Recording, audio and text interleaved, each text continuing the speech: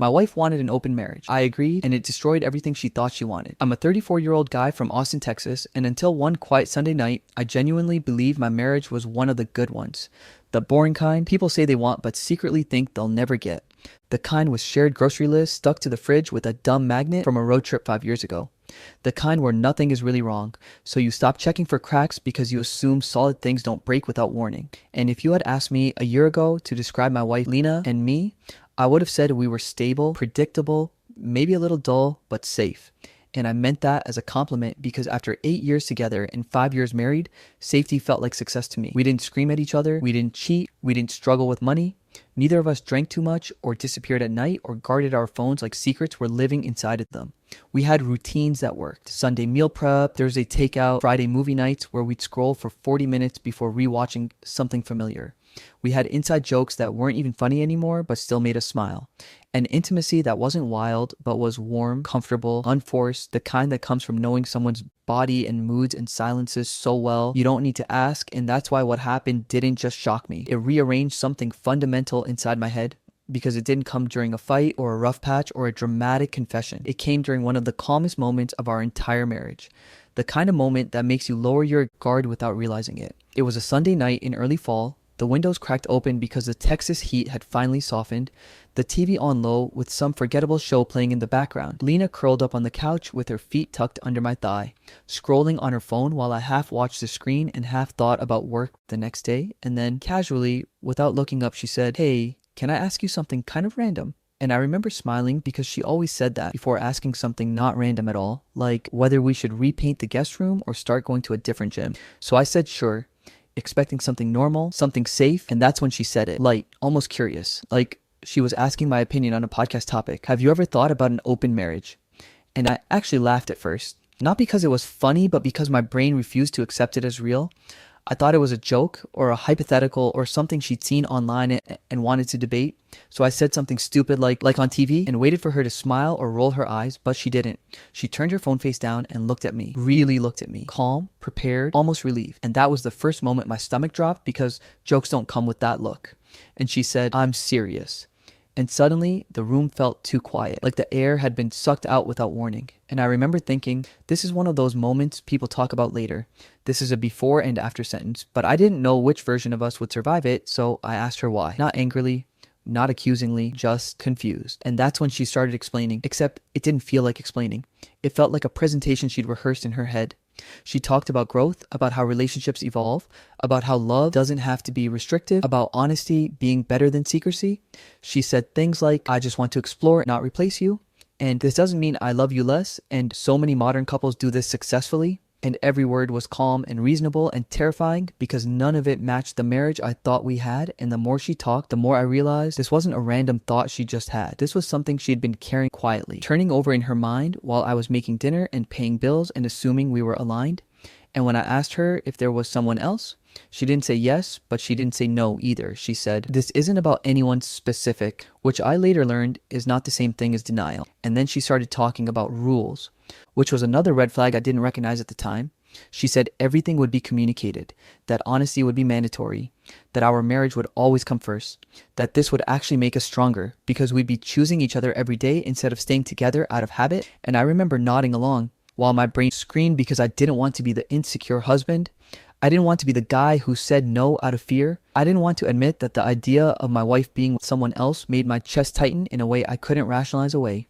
So instead of listening to my instincts, I listened to her logic, and she was good at logic. She always had been. She framed it like an opportunity, like a progressive step forward, like my discomfort was something I could outgrow if I just tried hard enough. And I told myself that maybe this was one of those moments where love meant stretching beyond what felt safe. Maybe this was what maturity looked like.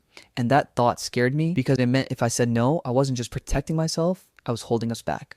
Or at least that's how it felt in the moment. And the conversation kept going, circling around the same points without repeating them exactly, like she was careful not to push too hard while still moving steadily toward a conclusion she already believed in. She reassured me that nothing would happen unless we both agreed, that we'd move slowly, that this was just a conversation, but even then, I could feel the imbalance forming, because she was proposing something she clearly wanted, and I was reacting to something I never saw coming. And by the time the night ended, By the time the TV was off and the lights were dimmed and we were lying in bed facing opposite directions, I had agreed to talk about it, which doesn't sound like much, but in hindsight, that was the moment everything shifted, because agreeing to talk about it meant agreeing that it was a valid option. And once that door was open, it didn't feel like something I could easily close again without being the villain in my own marriage. And as I lay there, listening to her breathing even out beside me, staring at the dark ceiling, every instinct in my body told me this was wrong, that this wasn't curiosity or growth or honesty, that this was the beginning of something I didn't yet understand but already feared. And still, despite that quiet alarm going off inside me, despite the unease settling deep in my gut when she asked me again a few days later if I'd be willing to try, just try, I said yes, not because I wanted to, not because it felt right, but because I was afraid of what saying no might cost me. And that was the moment I unknowingly stepped into a version of my marriage I wouldn't recognize for much longer. When we officially opened the marriage, nothing dramatic happened at first, and that almost made it worse, because there was no explosion, no clear line where I could say this is when things broke. Just a slow, quiet shift that crept into our daily life and rearranged it piece by piece while pretending nothing had changed. And for the first few weeks, I did absolutely nothing. Not because I was trying to make some kind of point, but because I genuinely couldn't bring myself to act on it. I didn't download apps, didn't flirt, didn't test boundaries. I just went to work, came home, made dinner, and watched my wife move through the house like someone who had already emotionally stepped into another room. While Lena, on the other hand, seemed to come alive in ways I hadn't seen in years. She bought new clothes that didn't look like anything she'd worn before. Outfits that felt deliberate, like they were chosen to be seen rather than worn for comfort. She spent more time getting ready. More time on her phone with the screen angled just slightly away from me. She laughed more, but not with me. And that laugh followed her into other rooms where doors closed softly instead of loudly, as if she didn't want to announce the distance growing between us. And whenever I tried to ask how she was feeling, she'd smile and say she felt lighter, which sounded positive, but landed like a weight on my chest, because I didn't feel lighter at all. I felt like I was shrinking inside my own marriage, like I was slowly becoming optional, and the rules we talked about, the ones that were supposed to make this fair and safe, began to shift without ever being officially rewritten. Suddenly, communication meant I was expected to share my feelings openly, while she shared only what she deemed necessary. Suddenly, space meant she needed privacy, but I needed permission. Suddenly, details were off limits because they wouldn't help. And every time I asked a question that made her uncomfortable, I was reminded not to interrogate her, not to make this harder than it needed to be, not to act insecure. And the word insecure became a weapon I didn't know how to defend against, because any concern I raised could be dismissed with it. And I started noticing how often she wasn't home, how often plans changed last minute, how often she was out with friends whose names I'd never heard before. And I told myself this was what I'd agreed to. This was the price of being open-minded, but the problem was I hadn't agreed to be erased, and that's what it felt like. Like my role had quietly changed from husband to background character. Like I existed to provide stability while someone else got excitement. And the realization that truly unsettled me came one night when she casually referenced something that made it painfully clear this hadn't started when we opened the marriage. She mentioned a coworker's opinion on something she'd never discussed with me, spoke about him with familiarity that didn't come from a few recent conversations. And in that moment, the pieces clicked together in a way I wish they hadn't, because I understood then that this idea hadn't appeared out of nowhere. She hadn't woken up one day curious about non-monogamy. She had already emotionally stepped outside the marriage and needed a framework that would make it feel justified. And I was catching up to a race she'd started months earlier. And the more I observed, the clearer it became that she wasn't just exploring casually, she was investing emotionally, mentally, maybe even physically, in something that didn't include me. And the house started to feel less like a shared space and more like a place we passed through on different schedules. Our conversations grew shallow, functional, logistical, like coworkers coordinating shifts, and intimacy became rare and awkward, not because I didn't want it, but because I felt like I was borrowing something that used to be freely given. And when I finally decided to do what I'd been telling myself I should do from the beginning, actually participate, actually see if this was as balanced as she claimed, it felt less like excitement and more like a test I was destined to fail. I downloaded an app, matched with someone, went through the motions with the detached curiosity of someone observing their own life from the outside. And when I told Lena I had a date, just one, nothing serious, nothing secretive, she didn't respond the way I expected at all. There was no supportive smile, no reassurance, no, I'm happy for you. Instead, there was tension, sharp questions disguised as concerns, sudden rules that hadn't existed before. She wanted details now, wanted reassurance, wanted to know who she was and what she looked like and whether it meant anything. And the hypocrisy hit me so hard it almost knocked the breath out of my lungs, Because this was the same woman who told me not to ask, not to pry, not to make things complicated, and suddenly my participation wasn't progressive or healthy or mature.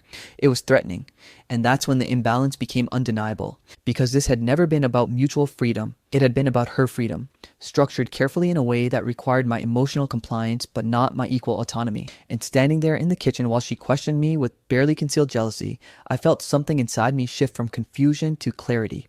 Because I realized I wasn't failing at this arrangement, the arrangement itself was designed for me to lose. And from that moment on, I stopped trying to make it fair through conversation and started paying attention instead. I began mentally documenting everything, not out of spite, but out of self-preservation, noting how often my needs were minimized, how often boundaries only existed when they benefited her, how often I was asked to be understanding without being understood. And while I didn't yet know what I was going to do with that awareness, I knew one thing with absolute certainty. This wasn't an open marriage. It was a slow betrayal wrapped in modern language. And for the first time since that Sunday night, I stopped wondering whether I was the problem and started seeing the situation for what it really was. Somewhere along the way, without a dramatic moment or a clear decision, I stopped competing for my own wife. And that realization didn't come with anger or sadness at first. It came with exhaustion, the kind that settles deep in your bones after months of emotional whiplash, where every conversation feels like a negotiation you're destined to lose. Every reaction is monitored, every word carefully chosen, so it doesn't trigger another lecture about insecurity or growth or how I needed to do the work. And one morning I woke up and realized I didn't have the energy to argue anymore. Not because I'd accepted the situation, but because something in me had quietly shut off. And instead of trying to prove I was understanding or supportive or evolved enough to deserve my place in my own marriage, I simply stopped engaging.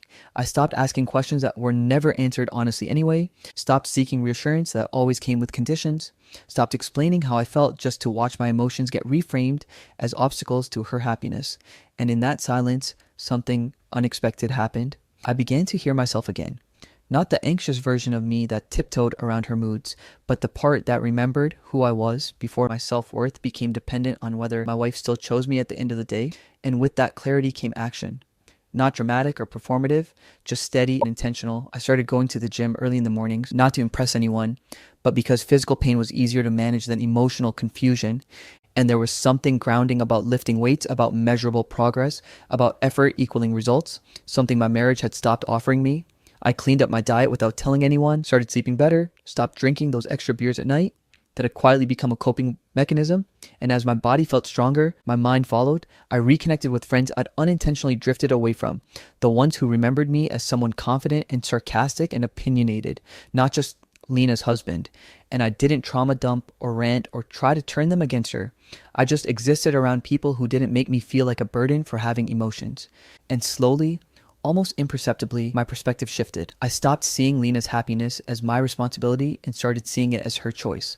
And once that mental boundary formed, the dynamic between us changed whether she noticed it immediately or not. I stopped hovering when she was on her phone, stopped asking when she'd be home, stopped rearranging my schedule around hers. And that's when she noticed, not because she suddenly cared about my well-being, but because my absence from her emotional orbit disrupted something she'd grown comfortable with. She started checking in more, asking vague questions about my day, lingering in rooms I was in, watching me with a kind of quiet suspicion like she was trying to figure out what had changed without directly asking. And what she didn't know was that while I had been rebuilding myself, the fantasy she'd stepped into outside our marriage was beginning to fray. The exciting guy she talked about in abstract terms, the one who represented freedom and novelty and validation, wasn't interested in the parts of her life that required effort or compromise. He didn't want responsibility, didn't want to hear about her stress at work, didn't want to navigate emotional complexity, and definitely didn't want to be accountable to someone else's marriage. And as the cracks appeared in that relationship, Lena began to look back toward me, not with affection, but with expectation. Like she assumed I'd still be standing exactly where she left me, waiting patiently for her to realize what she'd almost lost. But I wasn't. And that realization hit her slowly, and then all at once, she suggested we check in about the open marriage, use softer language, talked about how maybe things had gone a little too far too fast, how maybe we needed to reconnect, how maybe closing the marriage for a while would help us refocus on each other. And if this conversation had happened months earlier, I might have felt relieved, might have seen it as proof that this experiment had run its course and we were finding our way back. But instead, I felt strangely detached, like she was describing a story I was no longer emotionally invested in. And when she talked about boundaries and recommitment, I noticed how carefully she avoided acknowledging the damage already done. how she framed it as a mutual drift rather than a unilateral decision that I'd been forced to adapt to. And when I didn't respond with immediate enthusiasm or gratitude, she grew uneasy, tried to reassert emotional control in subtler ways, reminding me of our history, of how strong we were, of how much we'd been through, rewriting the narrative so this phase sounded like a shared exploration instead of something she'd led, while I struggled to keep up. But the truth was, I'd already done the hardest part, which was letting go of the version of her I thought I was fighting to save. And once you stop chasing someone, once you stop seeing their approval as the finish line, you can't unsee the imbalance that was always there. I could hear the panic beneath her calm tone, see it in the way she watched me pack my gym bag or text friends or leave the house without explanation. Because for the first time since this all began, she wasn't the one being pursued, and that loss of control unsettled her more than any argument ever had. But by then, I wasn't angry or vindictive or eager to teach her a lesson. I was simply done trying to convince someone to value me. And while she was scrambling to fix something she finally realized she could lose, I had already accepted that what we had before was gone. Not because I failed to adapt, but because I finally understood that love isn't proven by how much you're willing to tolerate. And that understanding, quiet and steady, marked the moment I was emotionally gone long before anything officially ended. The day everything finally ended didn't feel dramatic the way I once imagined it might. There was no shouting, no slammed doors, no explosive confession that shattered the room. Instead, it arrived quietly, almost gently, on a weekday evening when Lena asked if we could talk, and I realized with surprising clarity that I had already made my decision long before she sat down across from me, because the conversation wasn't about whether I still loved her. It was about whether I still felt safe loving her, and I didn't. And when I spoke, my voice didn't shake the way it used to. I wasn't defensive or emotional or desperate to be understood. I was calm in a way that startled both of us, and I told her that I hadn't lost her, that this wasn't a case of me failing to adapt or grow or evolve fast enough to keep up with her needs. I told her she lost me the moment she made love conditional, the moment my value became dependent on how flexible I could be with my own boundaries. And I watched her face shift as she tried to interrupt, to reframe, to soften the words before they landed too hard. But I kept going, explaining that the open marriage hadn't exposed insecurity in me the way she once claimed. It had exposed incompatibility between us, a fundamental difference in how we define commitment, safety, and partnership, and that difference couldn't be negotiated away with better communication or new rules, because no version of this arrangement made me feel chosen. And when that truth settled in, she broke in a way I hadn't seen before. Tears came fast and uncontrolled. Apologies tumbled over each other. She said she'd made a mistake, that she'd been confused, that she hadn't realized what she was risking until she felt it slipping through her fingers. She promised therapy, promised transparency, promised to close the marriage completely, promised to do anything if I'd just give her another chance. And months earlier, those words might have pulled me back in, might have reignited the hope that the woman I married was still reachable if we just tried harder. But standing there, listening to her bargain with a future I no longer wanted, I felt only a quiet sadness, not for what I was losing, but for how long it had taken me to accept what was already gone. And I told her that love without safety isn't love. It's anxiety dressed up as loyalty, and that I couldn't keep proving my commitment by tolerating pain that never should have been required in the first place. And there was no cruelty in what I said, no accusation, just honesty delivered without malice, which somehow made it hurt more, because there was nothing for her to fight against except the consequences of her own choices, and the weeks that followed were heavy but clear. Lawyers, paperwork, dividing things we once picked out together, quiet evenings in an apartment that echoed at first before slowly becoming peaceful. And through it all, I noticed something unexpected happening inside me. I wasn't angry, I wasn't bitter, I wasn't fantasizing about revenge or waiting for karma to make things even. I was healing, slowly and unevenly, but genuinely, learning that choosing myself didn't mean hating her. It meant finally respecting myself. And by the time the divorce was finalized, by the time the last signature was dry and the chapter officially closed, I could look back on the entire experience without flinching, understanding that Lena wasn't a villain and I wasn't a victim in some dramatic sense. We were two people who wanted different things and stayed too long pretending compromise could fix a foundational mismatch. And while she was left to confront the reality that freedom without accountability has a cost, I walked away lighter. Not because I'd won, but because I'd stopped losing myself. And if there's one thing I've learned from all of this, it's that self-respect doesn't arrive with fireworks. It arrives quietly, in the moment you finally say no to a version of love that asks you to disappear to keep it alive. The end. This was one of those Reddit stories that doesn't rely on shock value, screaming matches, or cartoon villains. And that's exactly why it hits harder.